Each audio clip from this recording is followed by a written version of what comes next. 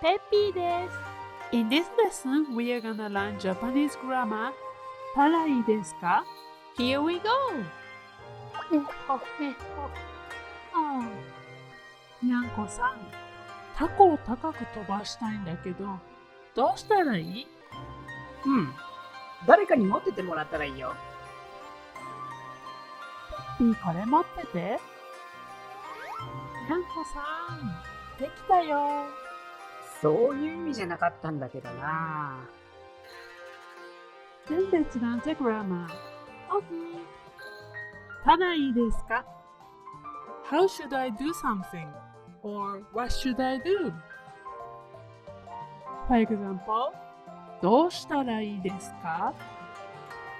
This is used when you ask advice or instructions on something. And you could answer to this question with ただいいです to advise the listener. Then let's learn how to make a sentence. All you need to do is to add a form of verb before らいいですか? When you use a question word, place it at the beginning of the phrase. Then here are some example sentences. 何時に映画館に行ったらいいですか?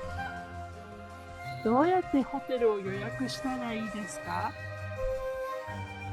何を手伝ったらいいですか? 新しい言葉、わかるかな? この言葉の意味は何ですか? どうしたらいい?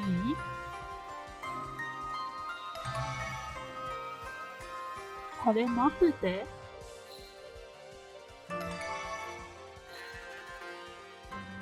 手もらう。